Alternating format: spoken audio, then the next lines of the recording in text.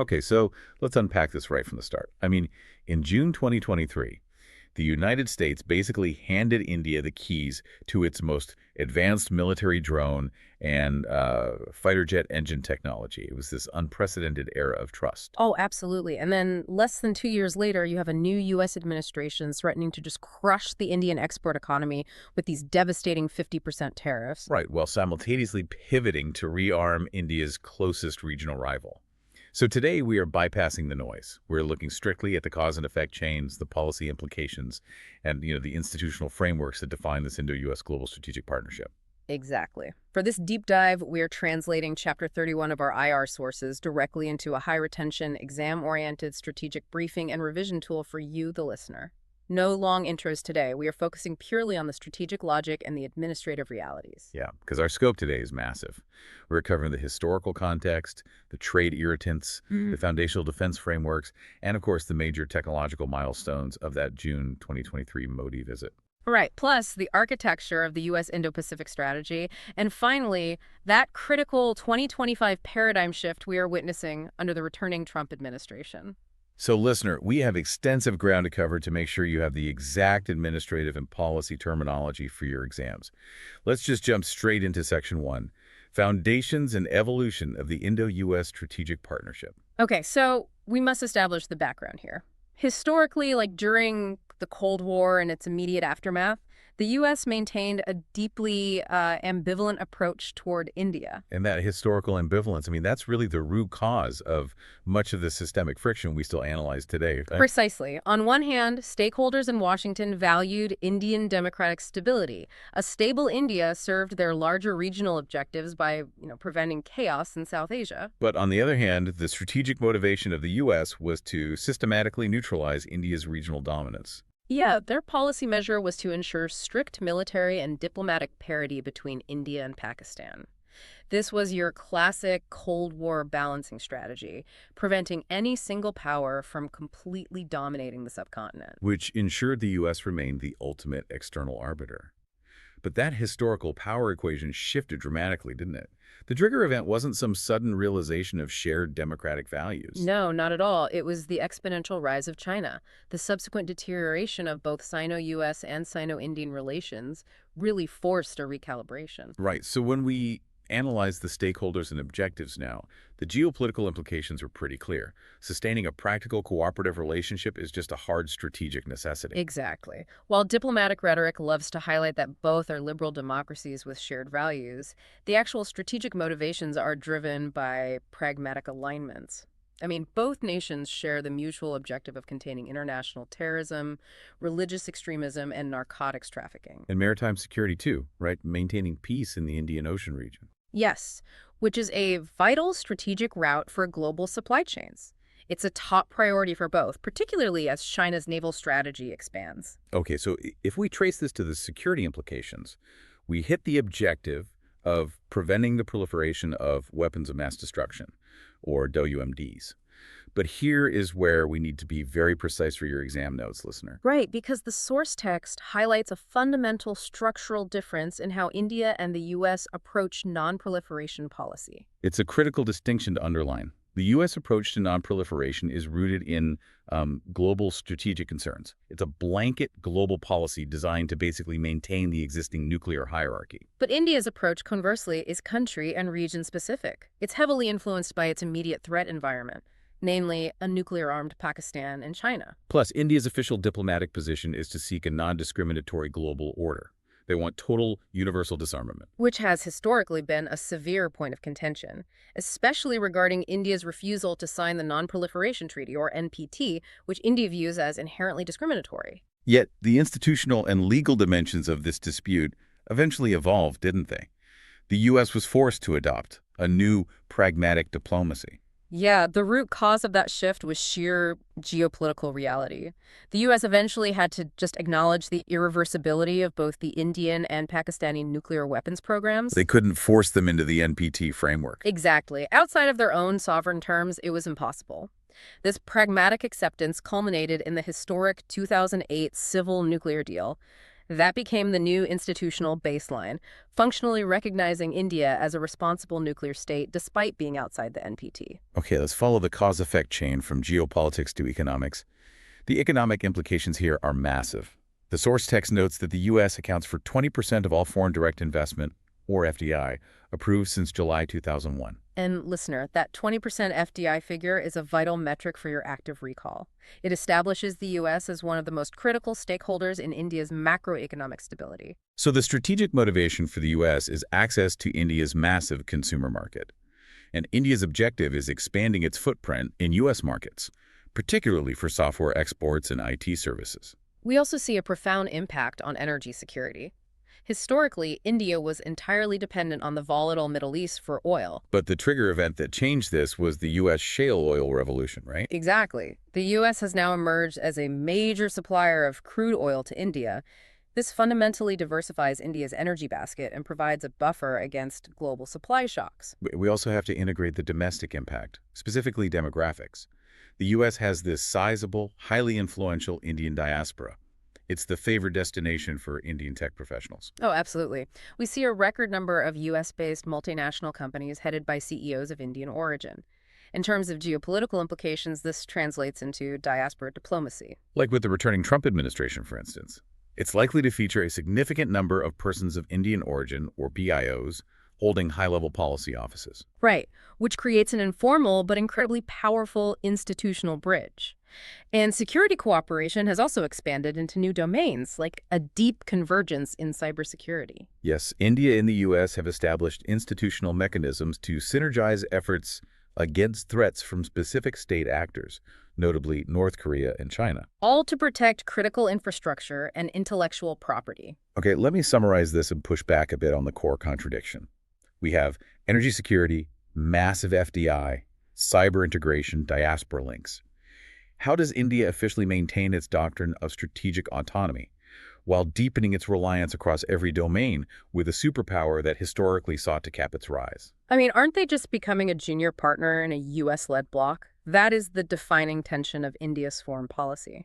But if we connect this to the doctrine of multipolarity, maintaining strategic autonomy does not mean isolation or non-alignment in the Cold War sense. So it's about realistic mutual accommodation. Exactly. Analysts point out that India can be highly responsive to U.S. concerns, like coordinating on maritime security in the Indo-Pacific or intelligence sharing on terrorism, without signing a binding mutual defense treaty. The strategic logic being that India ensures its national security by extracting technology and capital from the U.S., right? Yes, using that to build domestic strength, which is the true basis of autonomy. Pragmatic cooperation is just a necessity given current world power equations, especially the challenge posed by China. Okay, listener, let's translate the strategic logic into our exam answer framework generation. We need a 150-word answer framework synthesizing the prompt. Convergence of interests versus strategic autonomy in Indo-U.S. relations. You'll want to structure this in a strict bullet point format to maximize examiner readability. First bullet, the geopolitical baseline. Define the global strategic partnership as driven not merely by shared democratic values, but by pragmatic alignments. Right, so mentioning countering China's rise, ensuring maritime security in the Indian Ocean region, and combating international terrorism. Exactly. Second bullet, economic and demographic anchors. Detail the metrics. Cite that the U.S. accounts for 20% of approved FDI since July 2001, provides vital energy security via shale oil exports, and leverages diaspora diplomacy through PIOs in high administrative offices. Got it. Third bullet, the non-proliferation divergence. Contrast the U.S. approach based on global strategic hierarchy with India's region-specific, non-discriminatory stance outside the NPT. And be sure to highlight the U.S. shifts toward pragmatic mutual accommodation there. Finally, the fourth bullet, the strategic autonomy synthesis. Conclude that India maintains its autonomy and pursues a multipolar order by engaging in issue-based alignments like cybersecurity and the Quad. While strictly avoiding restrictive formal military alliances, the administrative terminology and keywords to underline in your answer are global strategic partnership, maritime security, energy security, diaspora diplomacy, strategic autonomy, and multipolarity. All right, now we initiate our rapid revision recap and active recall. Listener, test your retention on the cause-effect chains we just covered. Question 1. What specific percentage of approved FDI does the U.S. account for since July 2001, and how does energy security factor into this economic anchor? The answer is the U.S. accounts for 20% of approved FDI. Regarding energy security, the U.S. shale oil revolution provided India with a major alternative supplier of crude oil, reducing its vulnerability to Middle Eastern supply shocks. Awesome. Question 2. Explain the fundamental difference between the Indian and U.S. approaches to non-proliferation. The U.S. approach is based on blanket global strategic concerns aimed at maintaining the existing nuclear hierarchy. India's approach is country and region specific, historically refusing the NPT to demand a non-discriminatory order and universal disarmament. Okay, so we have this global strategic partnership on paper, but the reality on the ground is frequently combative. I mean, if we are aligning militarily against regional threats, why does the bilateral relationship constantly stumble over trade disputes? Which brings us to Section 2. Trade irritants, sanctions, and economic friction. The trigger event for much of the modern friction occurred during the first Trump administration and revolves around tariffs. And the root cause of this economic friction is the clash between U.S. domestic protectionism and India's developmental economics, right? Yes, President Trump previously characterized India as the king of tariffs, publicly calling Indian tariff barriers on American products unacceptable. This executive perception became the strategic motivation behind punitive policy measures. Specifically, in 2018, the U.S. levied significant, across-the-board import tariffs on Indian metals. They placed a 25% tariff on steel and a 10% tariff on aluminum. And the economic implications for India were immediate. The domestic impact hit Indian manufacturers hard, threatening jobs and export revenues. So India's response was a balancing strategy of proportional retaliation. New Delhi imposed retaliatory tariffs on specific U.S. agricultural products like apples and almonds. But the friction quickly expanded beyond basic tariffs to complex non-tariff barriers, specifically regarding the institutional dimension of the GSP. Let's explain what the GSP actually is. Yeah, GSP stands for the Generalized System of Preferences. Think of it like a VIP club membership that wealthy nations offer to developing ones. Right. It is a preferential tariff system extended by developed countries, designated as donor countries, to developing nations, known as beneficiary countries. Under WTO frameworks, it allows for reduced most favored nation, or MFN, tariffs. Or even completely duty-free entry of thousands of eligible products from the beneficiary into the donor country's markets. It is designed to help developing economies grow through export advantages. But the trigger event here was that following a public review process, the Trump administration revoked India's VIP pass.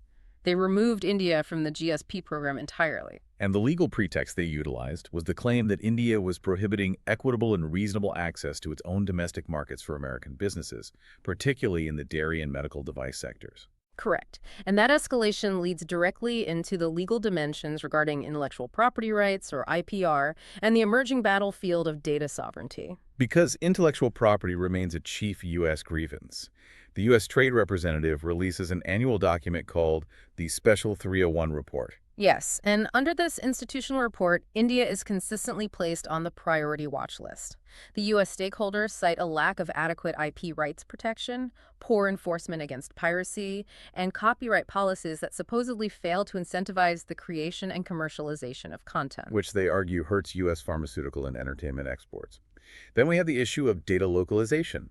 To explain the mechanism here, imagine you are a massive U.S. financial technology or fintech company like Visa or MasterCard. You process millions of Indian transactions globally. Suddenly, the Indian government mandates a policy measure stating that all fintech companies must physically store and process Indian data on local servers located within India's borders. And the economic implications of that policy measure are staggering.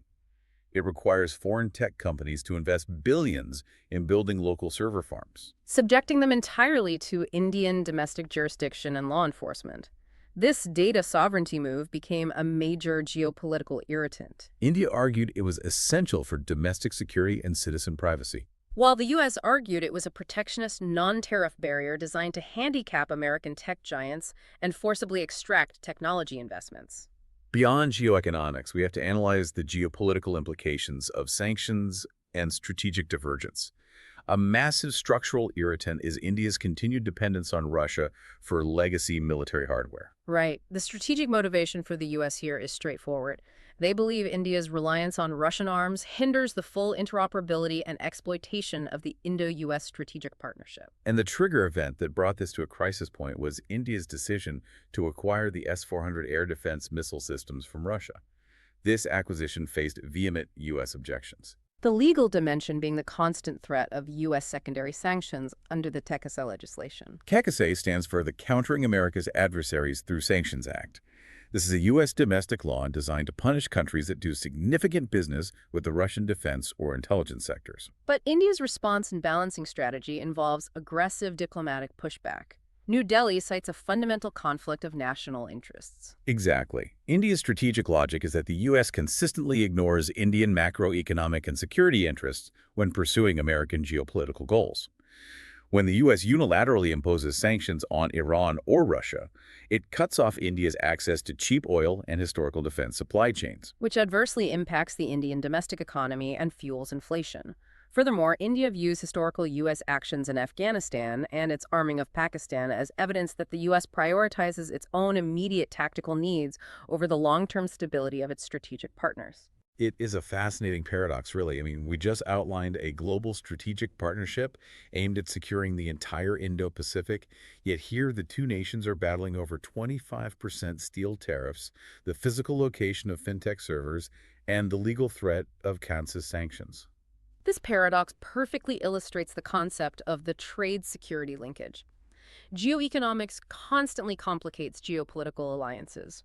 You can achieve high-level strategic convergence on countering China's maritime expansion while simultaneously fighting a bitter trade war over agricultural market access. The institutional relationship is robust enough to endure these irritants, but these disputes continuously test the boundaries of India's strategic autonomy and its pursuit of a multipolar foreign policy. Definitely. So it is time to lock this analysis into an exam answer framework generation.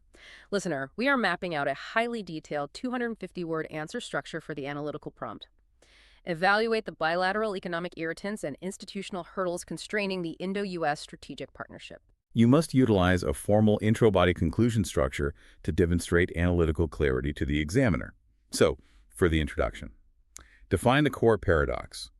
State that the Indo-U.S. global strategic partnership is simultaneously driven by geopolitical conversions in the Indo-Pacific, but severely constrained by persistent geoeconomic friction and the trade security linkage. Then, body paragraph 1, tariffs and the GSP revocation. Detail the precise policy measures. Cite the 2018 U.S. executive levies of 25% on steel and 10% on aluminum, which triggered proportional Indian agricultural retaliation. And explain the institutional dimension, the removal of India from the Generalized System of Preferences, or GSP, over disputes regarding equitable and reasonable market access. Next, body paragraph 2, IPR and data sovereignty. Discuss the legal and technological hurdles. Note India's continuous placement on the U.S. Trade Representative's Special 301 Priority Watch List regarding intellectual property. Explain the friction caused by India's data localization mandate, which forces foreign fintech companies to physically store data on domestic servers to ensure national data sovereignty. Body paragraph 3, strategic divergence and sanctions. Analyze the geopolitical fallout of secondary sanctions. Discuss the persistent threat of the Countering America's Adversaries through Sanctions Act, CACSA, regarding India's strategic acquisition of the Russian S-400 missile system. Balance this by noting India's diplomatic stance that unilateral U.S. sanctions on Iran and Russia adversely impact Indian macroeconomic stability and energy security. Finally, the conclusion.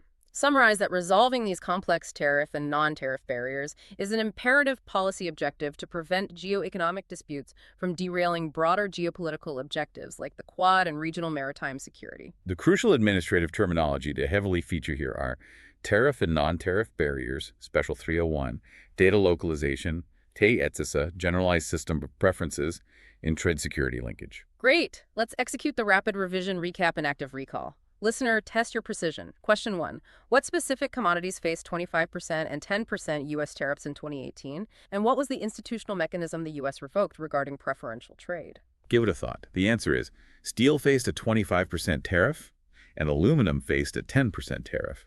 The U.S. revoked India's status under the Generalized System of Preferences, or GSP. Question 2. What specific list is India placed on regarding intellectual property, and what U.S. legislation threatens sanctions over Russian arms purchases? The answer. India is on the Special 301 report's priority watch list.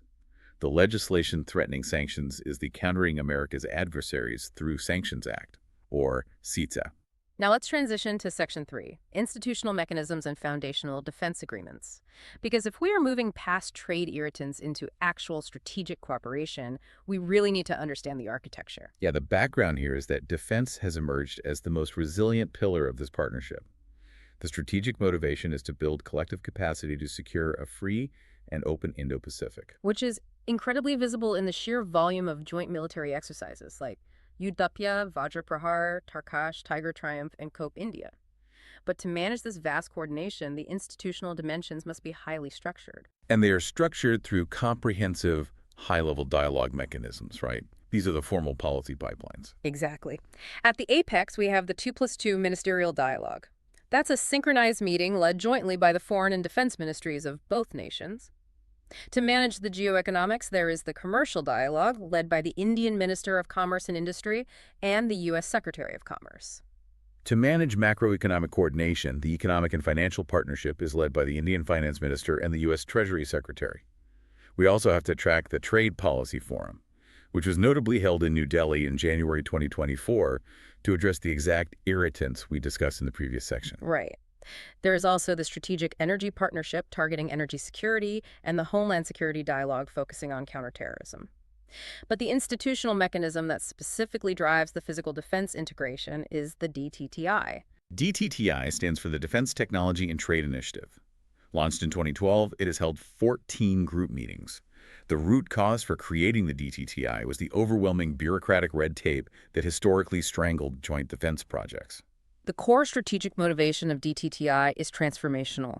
It aims to transition the bilateral relationship away from a traditional buyer-seller dynamic, where India just imports finished American weapons, toward true co-development and co-production of advanced defense technology. And the domestic impact of that shift is profound.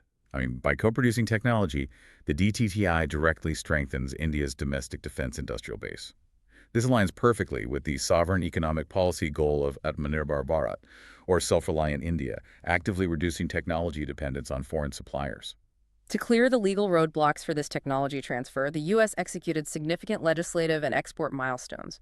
First, India became the very first non-treaty partner to be offered an MTCR Category 1 unmanned aerial system. That means highly restricted, weaponized drone technology.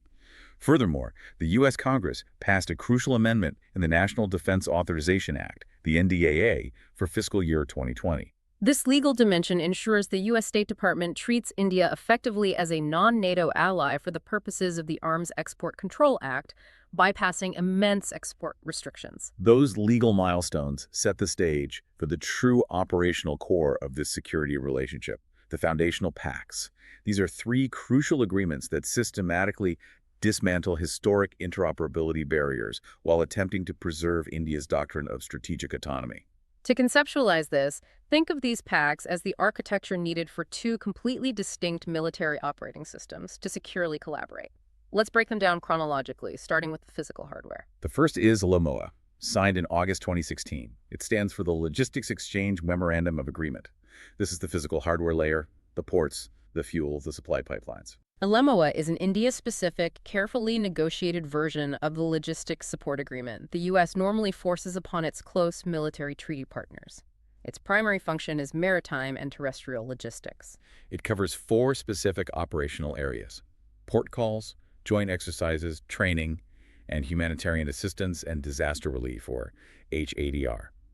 Functionally, it means Indian and U.S. ships and aircraft can pull into each other's bases to replenish fuel, access spare parts, and utilize services. But the key legal caveat for exam purposes is how India protected its strategic autonomy here. The agreement mandates that all logistical support is strictly reimbursed, and it is authorized strictly on a case-by-case basis. That is a critical geopolitical distinction. LOMOA does not make access automatic. It absolutely does not obligate India to support U.S. military operations or wars. Right. It is, however, an extremely useful capability multiplier for Navy-to-Navy cooperation, allowing the Indian Navy to project power further into the Indo-Pacific without building its own overseas bases. So we have the hardware sorted. Next, we need the secure network protocols allowing the systems to talk. That brings us to COMCASA, signed in September 2018. COMCASA stands for the Communications Compatibility and Security Agreement. It's an India-specific version of the standard SISMOA framework, and it is valid for a period of 10 years. The root cause for this agreement was that previously, when Indian and U.S. ships operated together, they had to communicate over unencrypted commercial radio frequencies, which adversarial intelligence could easily monitor. The policy measure of COMCASA allows the U.S. to legally transfer highly advanced encrypted communications equipment to India. The security implication is that Indian and U.S. military commanders, aircraft, and warships can now communicate seamlessly through secure, unhackable networks during both peace and wartime operations. It facilitates true interoperability on U.S. origin platforms that the Indian military operates, like the C-17 transport planes, C-130 Hercules, and the P-8I maritime surveillance aircraft. Finally, we need the high-value software running on that secure network.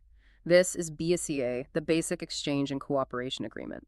BECA facilitates the exchange of highly sensitive geospatial intelligence.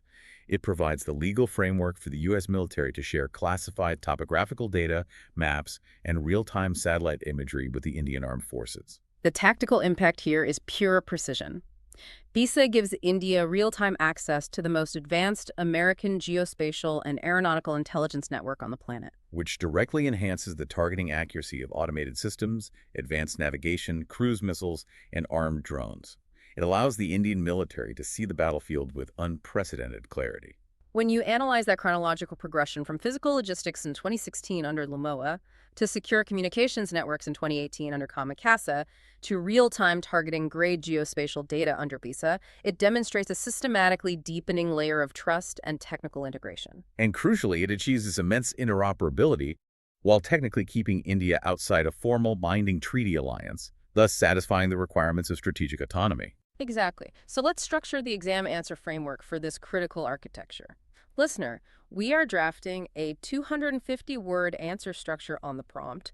Analyze the role of foundational pacts and institutional mechanisms in advancing Indo-US military interoperability. You should write this in a structured, bullet point format to clearly delineate the agreements.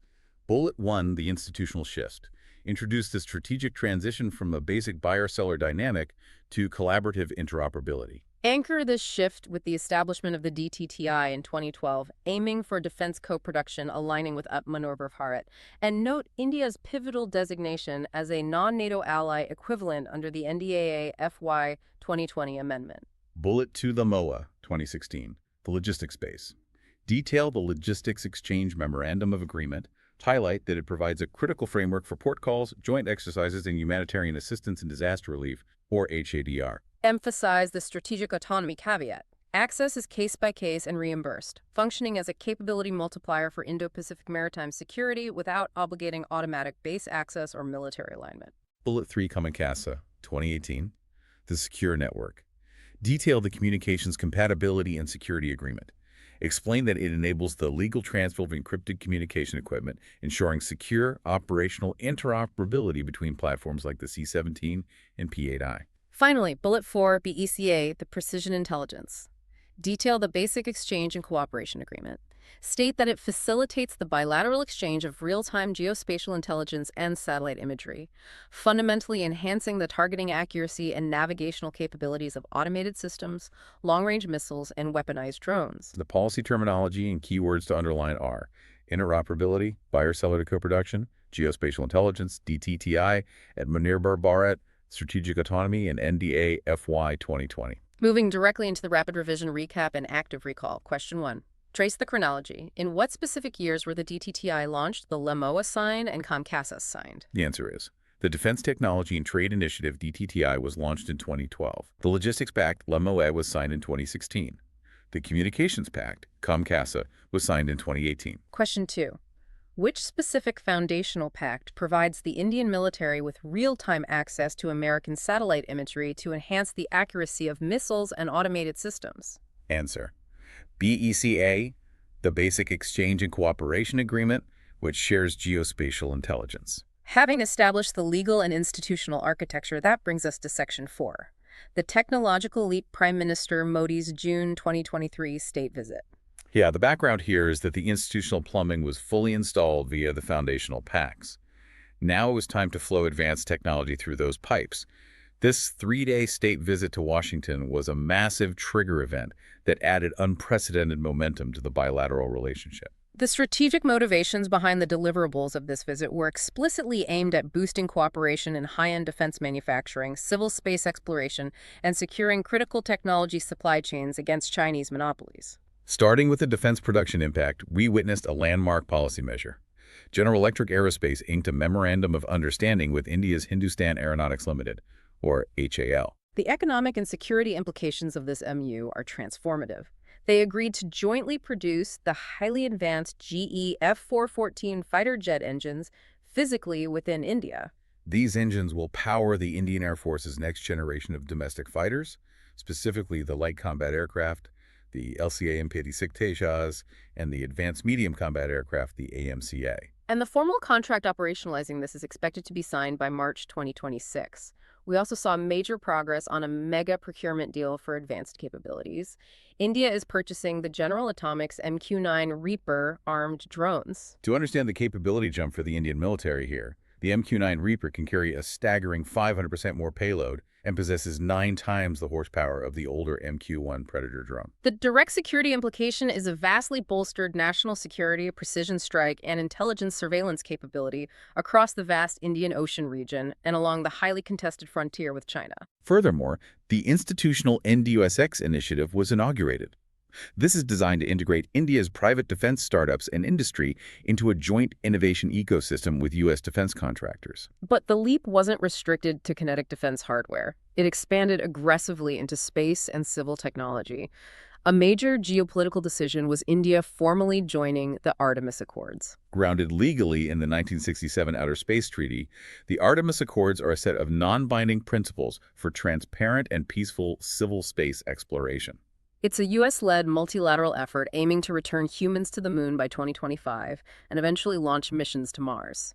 Consequently, translating policy into action, NASA and ISR agreed to a joint mission to the International Space Station. Then we hit the critical geoeconomics of trade, supply chains, and critical minerals.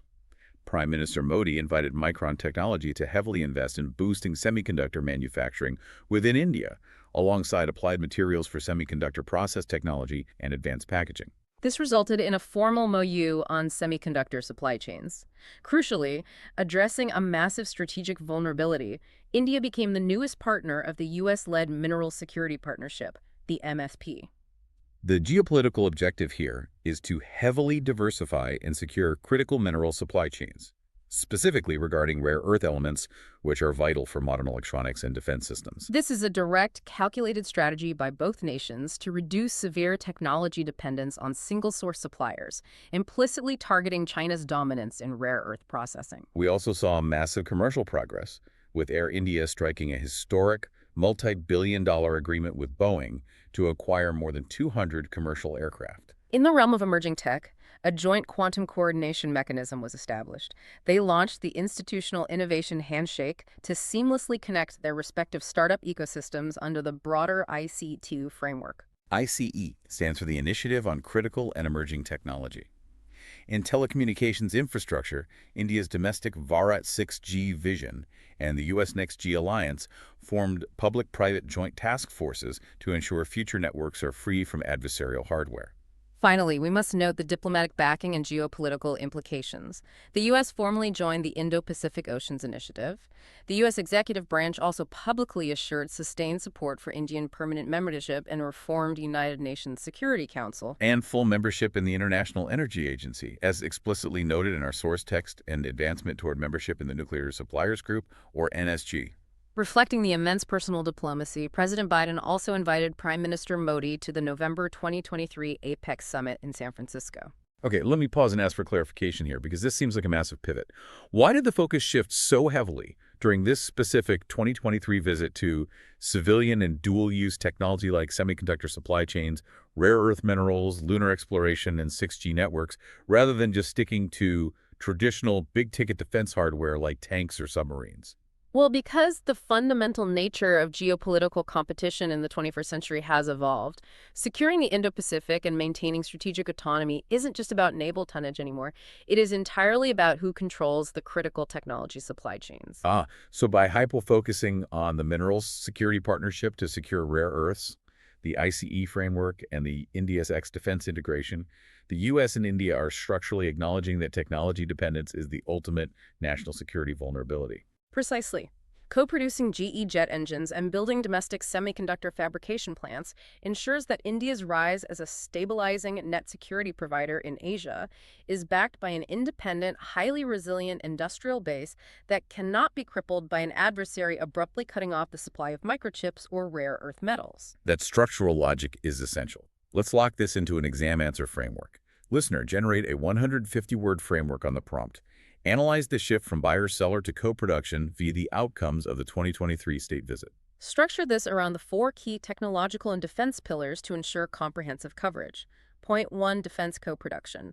Highlight the fundamental shift in defense manufacturing through the landmark GE Aerospace AL Memorandum of Understanding for the joint domestic production of F-414 fighter jet engines for the LCA MQ-TG Tejas. And augment this by noting the inauguration of the IndiaSX initiative to foster private defense startup innovation. Point 2, space diplomacy. Address civil space collaboration by noting India's strategic decision to join the U.S.-led Artemis Accords for transparent lunar exploration, operationalized by the NASA ISRO joint mission to the International Space Station. Point 3, supply chain security. Detail the geoeconomic effort to systematically reduce technology dependence. Cite the integration into the Mineral Security Partnership, or MSP, to secure rare earth supply chains, coupled with semiconductor manufacturing muses with Micron and Applied Materials. Point 4, emerging tech. Mention the institutionalization of emerging tech cooperation through the iCET framework, the Innovation Handshake, and the Bharat 6G Joint Task Force. The high-value keywords to underline in your response are Indo-SX, ICT, Artemis Accords, Mineral Security Partnership, co-production, and technology dependence. Rapid revision recap and active recall time. Question 1. Which specific Indian fighter jet platforms will utilize the jointly produced General Electric aerospace engines? Answer: the LCA MKT Tejas and the AMCA, the Advanced Medium Combat Aircraft. Question 2. What is the core geopolitical objective behind India joining the Mineral Security Partnership, or MSP? Answer: to heavily diversify and secure critical mineral and rare earth supply chains, specifically designed to reduce severe technology dependence on single-source adversarial suppliers, like China. Now we step back to view the macro-level architecture in Section 5, the U.S. Indo-Pacific strategy and regional posture. Yeah, the background here is that bilateral relations do not exist in a vacuum. They operate within the broader strategic framework of how the U.S. views the entire Asian theater. We need to analyze the strategic motivations and the specific budgetary focus of the Biden administration's approach to the region, which explicitly places India at its center. The institutional financial commitment to this strategy is quantifiable. In the massive 2023 U.S. annual defense budget, which totaled $773 billion, President Biden proposed a highly specific budgetary allocation of $1.8 billion strictly for supporting and implementing the Indo-Pacific strategy. Furthermore, within that architecture, there was an additional $400 million allocated explicitly to counter the assertive and destabilizing behavior of China in the region. The strategy document itself is systematically built upon 5 pillars. Let's break down the institutional dimensions, policy objectives, and the cause-effect chain of each. Pillar 1 aims for a free and open Indo-Pacific. What does that mean functionally? A free and open region is a direct geopolitical counter to authoritarian expansion. Functionally, it means investing heavily in democratic institutions, supporting a free press, and nurturing a vibrant civil society.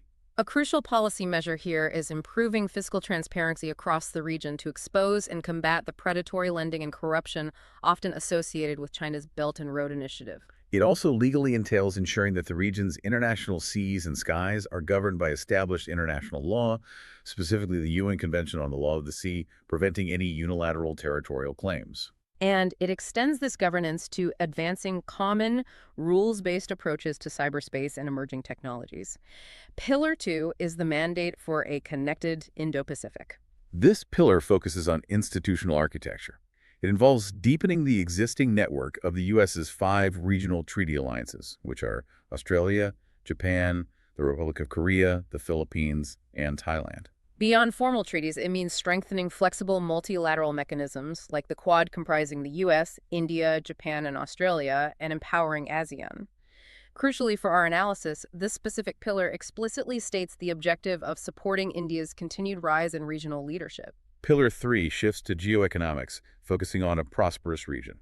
The root cause for this pillar is demographic reality. An estimated 1.5 billion people in the Indo-Pacific will join the global middle class within this decade. To capture this, the U.S. proposes a comprehensive Indo-Pacific economic framework. The objectives feature building secure supply chains resilient to external shocks, driving decarbonization, and investing in clean energy infrastructure. It also strategically seeks to close the region's massive infrastructure deficit through the G7's Build Back Better World initiative, offering a transparent alternative to Chinese infrastructure finance while promoting open trade through APEC. Pillar 4 is the hard power dimension. They secure Indo-Pacific. This pillar operationalizes the concept of integrated deterrence, combining military, economic, and diplomatic tools to dissuade aggression. It involves maintaining peace and stability across the highly volatile Taiwan Strait. Pursuing the complete denuclearization of the Korean Peninsula and continuing to deliver on the IUKS Nuclear Submarine Pact. Institutionally, it mandates working closely with the U.S. Congress to guarantee funding for the Pacific Deterrence Initiative and the Maritime Security Initiative. Finally, Pillar 5 addresses a resilient region. Resilience focuses on non-traditional transnational security threats. Primarily, this means combating the catastrophic impacts of climate change by developing stringent 2030 and 2050 targets to limit the global temperature increase to 1.5 degrees Celsius. This is a critical existential issue for the region, as South Asia's glaciers melt rapidly and Pacific Island sea levels rise, threatening massive displacement. It also includes policy measures aimed at bolstering global health security and preventing future pandemics. As we look at these 5 pillars, free and open, connected, prosperous, secure, and resilient, what is fascinating is how explicitly the official strategy documents integrate India's role. The text unambiguously states that working closely with India is seen as a very, very high priority. That is the ultimate geopolitical implication. If we link this overarching strategy directly to India's regional posture, the U.S. strategy officially and publicly prioritizes building collective capacity with partners to resist Russian and Chinese aggression. By explicitly stating in a core doctrinal document that the U.S. will support its role as a net security provider, the U.S. is formally acknowledging that a strong, economically resilient, and regionally dominant India is no longer viewed as a threat to U.S. interests. Instead, India's rise is now the foundational cornerstone of the American strategy to maintain a balanced, multipolar Asia. Let's build the exam answer framework for this strategic doctrine. Listener, prepare a detailed 250-word answer structure for the prompt. Critically analyze the 5 pillars of the U.S. Indo-Pacific strategy and its implications for India's regional role. Utilize the intro-body conclusion structure for optimal clarity. Introduction. State the geopolitical context. The 2023 strategy, backed by a targeted $1.8 billion budgetary allocation, aims to restore American regional leadership. Crucially, it explicitly pivots away from Cold War balancing by officially supporting India's rise as a net security provider to structurally counter China's regional dominance. Body paragraph 1, Governance and Geoeconomics, synthesize the free and open and prosperous pillars, explain that countering authoritarianism requires improving fiscal transparency to expose predatory lending, ensuring lawful maritime navigation, and creating secure supply chains via transparent infrastructure funding like the G7 Build Back Better World initiative. Body paragraph 2, Security Architecture and Alliances. Detail the hard power, connected, and secure pillars. Mention the strategy of deepening the 5 formal treaty alliances, strengthening multilateral forums like the Quad and ASEAN, and advancing the military doctrine of integrated deterrence via the Pacific Deterrence Initiative to maintain stability across flashpoints like the Taiwan Strait. Body paragraph 3, Transnational Resilience. Explain the resilient pillar. Focus on the strategic necessity of mitigating non-traditional threats, specifically highlighting climate change mitigation targets, the 1.5 sea limit to prevent regional destabilization from sea level rise, alongside bolstering global health security. Conclusion. Summarize that the success of the U.S. strategy intrinsically relies on building collective capacity with capable, democratic partners like India to maintain a rules-based multipolar order in the face of coercive expansionism. The administrative terminology to feature prominently: integrated deterrence, build back better world, net security provider, fiscal transparency, and rules-based multipolar order. Rapid revision recap and active recall. Question 1. What specific financial amount was allocated explicitly to counter China in the 2023 U.S. annual defense budget? Answer. $400 million was allocated specifically to counter China within the broader $1.8 billion Indo-Pacific budget. Question 2. Name the specific 5 pillars that constitute the architecture of the U.S. Indo-Pacific strategy. Answer. The 5 pillars are free and open, connected, prosperous, secure, and resilient. Now we arrive in Section 6. The 2025 paradigm shift turbulence, tariffs in Pakistan. The timeline advances to January 2025, and a massive geopolitical trigger event occurs. The return of President Donald Trump to the Oval Office. Since that transition of power, the Indo-US Global Strategic Partnership has entered a period of severe structural turbulence, violently reversing many of the 2023 milestones. The root causes of this immense turbulence stem from a fundamental shift in American strategic preferences, right? Absolutely. We have witnessed a rapid transition away from the Biden-era emphasis on values-based coalitions back to an America First doctrine characterized by aggressive transactional diplomacy. The initial policy measure reflecting this shift was the immediate reimposition of punitive trade tariffs on Indian exports. Initially set at a harsh 25%, these tariffs were rapidly escalated by the executive branch to a staggering 50%. The publicly stated rationale from the U.S. administration for this geoeconomic coercion was twofold. First, India's continued massive imports of discounted Russian crude oil. Second, India's active participation in BRICS initiatives aimed at international de-dollarization. Let's explain the mechanics of that trigger. De-dollarization means creating alternative financial systems to bypass the U.S. dollar in international trade. Yes, and the U.S. views the dollar's dominance as a core pillar of its national security and sanctions power.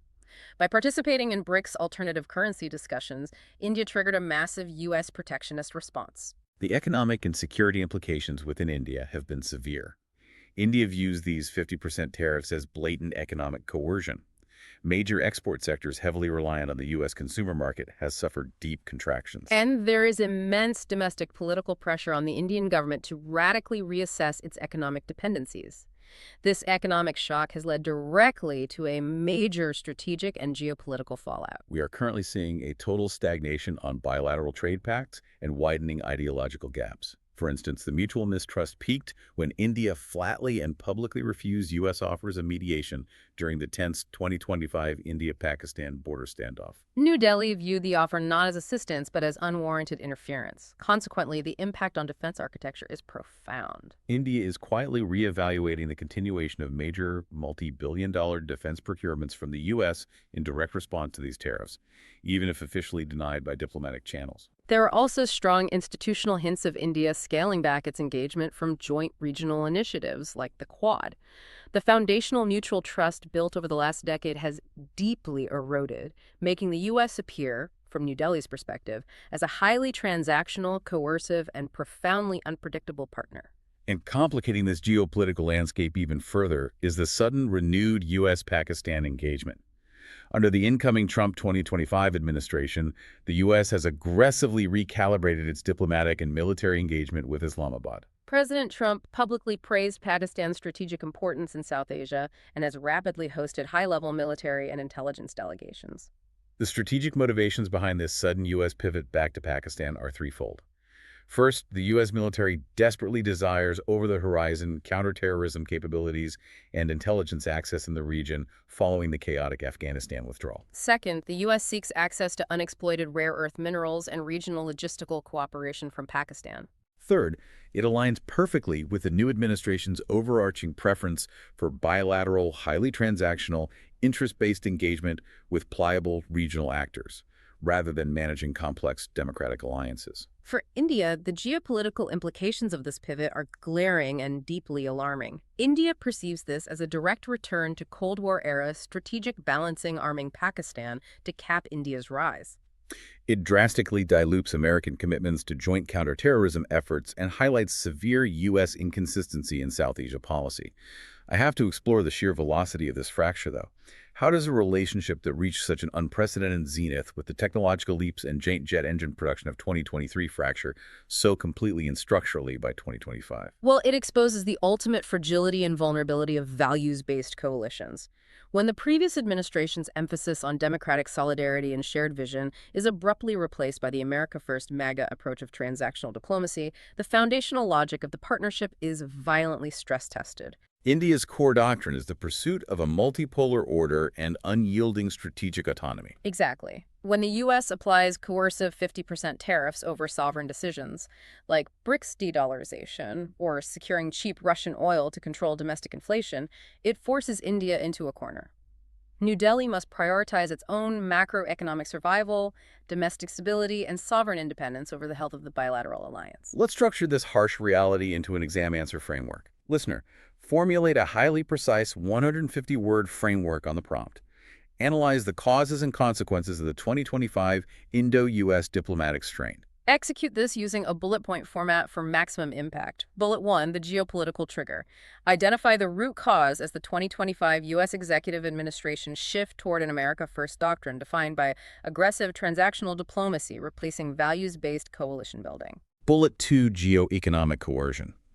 List the specific economic causes. Highlight the punitive U.S. policy measure of imposing staggering tariffs up to 50% in direct retaliation for India's sovereign pursuit of energy security via Russian oil imports and engagement in BRICS de-dollarization efforts. Bullet 3, strategic retrenchment. Detail the subsequent strategic fallout. Note India's assertion of strategic autonomy by refusing U.S. mediation during the 2025 India-Pakistan standoff. Highlight the resulting institutional erosion of trust, manifesting in India's reevaluation of major defense procurements and potential disengagement from Quad initiatives. Bullet 4, regional destabilization. Explain the geopolitical complication of renewed U.S.-Pakistan engagement. Outline the U.S. motivations securing over-the-horizon counterterrorism access and rare earths, which India views as a deeply destabilizing return to Cold War-era strategic balancing. The analytical keywords to underline: transactional diplomacy, geoeconomic coercion, BRICS de-dollarization, strategic overdependence, and Cold War-era balancing. Time for the rapid revision, recap, and active recall. Question 1. What specific two sovereign Indian actions drove the U.S. administration to aggressively hike export tariffs to 50% in 2025? Answer: India's continued imports of discounted oil from Russia and its active participation in BRICS initiatives exploring de-dollarization. Question 2.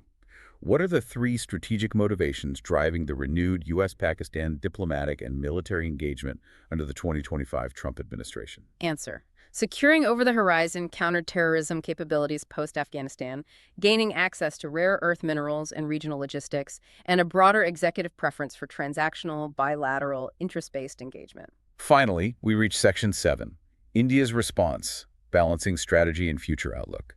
Faced with this severe 2025 paradigm shift in economic coercion, India must execute a massive strategic recalibration. The core sobering realization in New Delhi is that India simply cannot assume institutional continuity in U.S. foreign policy across changing executive administrations. Exactly. The volatile MAGI approach has massively reinforced India's historical inclination towards strict strategic autonomy. India is now highly aware of the catastrophic risks of strategic overdependence on a single superpower, whether for technology, capital, or defense hardware. Therefore, the implementation of a comprehensive balancing strategy involves 5 concrete policy recommendations to structurally hedge against future U.S. volatility. Think of strategic hedging, like managing a financial portfolio. When your highest-yielding stock becomes violently unpredictable, you rapidly diversify your assets to protect your baseline. Let's outline those assets. The first policy recommendation is to aggressively diversify strategic partnerships. India must immediately deepen its bilateral defense and high-technology ties with other reliable middle powers, specifically France, the European Union, Japan, and Australia, while simultaneously and consciously managing its complex adversarial relations with Russia and China to avoid multi-front crises. The second recommendation is accelerating economic self-reliance. To buffer the domestic economy against future external tariff shocks or arbitrary sanctions, India must build immense supply chain resilience. The policy measures here involve heavily subsidizing and boosting domestic manufacturing capacity and aggressively pursuing finalized free trade deals with alternative markets in Southeast Asia, the European Union, and the African continent. Third is sophisticated institutional engagement. India needs to structurally bypass the volatility of the U.S. executive branch by maintaining robust, continuous dialogue with more stable U.S. institutions, specifically bipartisan coalitions in the U.S. Congress, powerful state governors, and influential policy think tanks. However, simultaneously, it must set clear, uncompromising red lines regarding transactional reciprocity. Fourth, and perhaps most critical for sovereignty, is total defense indigenization. India must massively accelerate the domestic Make in India defense production programs. As we saw with the tariff threats affecting procurement, reducing reliance on foreign defense suppliers is the only mathematical way to ensure true, uncompromised strategic independence during a border crisis. And the fifth recommendation is maximizing multilateral leverage. India needs to aggressively utilize platforms like the Quad, the G20, and BRICS to advocate for its regional interests, block Western economic coercion, and position itself firmly as an indispensable stabilizing force within a multipolar world order.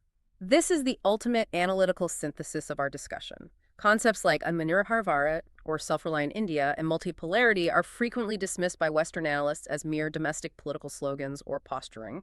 But in the harsh context of the 2025 paradigm shift, they are revealed as vital, actual strategic shields. Exactly. When an allied superpower can instantly hike tariffs to 50% on a whim, or arbitrarily pivot to rearming your neighbor for tactical gain, domestic defense indigenization and highly diversified supply chains are literally your only defense against paralyzing geoeconomic coercion. Let's finalize our exam preparation with the last highly integrated exam answer framework. Listener, structure a comprehensive 250-word answer on the prompt. Evaluate India's foreign policy posture and hedging strategy in a volatile world order. Employ the formal intra-body conclusion structure to synthesize the entire geopolitical landscape. Introduction. Establish the premise. State that rising executive volatility and the weaponization of transactional diplomacy in U.S. foreign policy necessitate a robust, multidimensional strategic hedging posture from India to definitively prevent the vulnerabilities of strategic overdependence. Body paragraph 1. Economic resilience and defense indigenization. Discuss the absolute imperative of economic self-reliance to buffer the domestic economy against external shocks like coercive tariffs. Highlight the accelerated implementation of Make in India to achieve total defense indigenization. Connect this to the creation of robust supply chain resilience through diversifying free trade agreements with the EU and Southeast Asian markets. Body paragraph 2. Strategic diversification and multilateralism. Detail the diplomatic strategy of diversifying defense and technological partnerships away from a U.S. monopoly, focusing on reliable allies like France, Japan, and Australia. Explain the tactical use of multilateral leverage operating simultaneously within Western forums like the Quad and G20 and non-Western forums like BRICS to project influence and block coercion in a multipolar order. Body paragraph 3. Institutional diplomacy. Note the sophisticated diplomatic necessity of bypassing executive turbulence. Explain the strategy of maintaining continuous institutional dialogue with stable U.S. entities like the Congress and defense think tanks while establishing firm sovereign red lines against interference. Conclusion. Conclude forcefully that maintaining true strategic autonomy in the 2025 paradigm requires balancing unpredictable transactional superpower partnerships with highly aggressive domestic capability building. The ultimate keywords to underline for the examiner: strategic hedging, supply chain resilience, defense indigenization, Atmanirbhar Bharat, and multipolarity. Let's move directly to our outro and final revision capsule. We have rapidly linked the entirety of the cause-effect chains defining Chapter 31. We trace the shared democratic roots and the massive technological peaks of the 2023 Modi visit, remembering the civil space collaboration of the Artemis Accords, the iCET framework, the MQ-9 Reaper drones, and the monumental GE engine co-production. We anchored that progress to the complex institutional plumbing of the foundational pacts. LEMOA for maritime logistics, COMSI for encrypted communications, and BECA for real-time geospatial intelligence. We then sharply contrasted that institutional high point with the brutal reality of the 2025 transactional shift. We analyzed the geoeconomic coercion of 50% tariffs driven by sovereign Indian decisions regarding Russian oil and BRICS de-dollarization. We dissected the immense geopolitical strain caused by the U.S. re-engaging Pakistan for tactical counter-terrorism goals, and we concluded with how this intense volatility forces India into a strict defensive posture of multi-alignment, strategic hedging, and accelerated defense indigenization. So as you review your detailed answer frameworks and practice your active recall questions, I want you to mull over this final provocative thought. In a rapidly shifting multipolar world where superpower policies violently flip between values-based coalitions and transactional coercion depending on the administration, does true strategic autonomy require India to stop being just a geopolitical balancer between East and West and instead become an entirely indispensable, fully self-reliant technological superpower in its own right? That transition from balancer to independent pole is the ultimate strategic question of the current era. Thank you for joining us for this intensive strategic briefing. Keep revising those cause-effect chains, master the administrative terminology, and we will catch you on the next deep dive into the source material.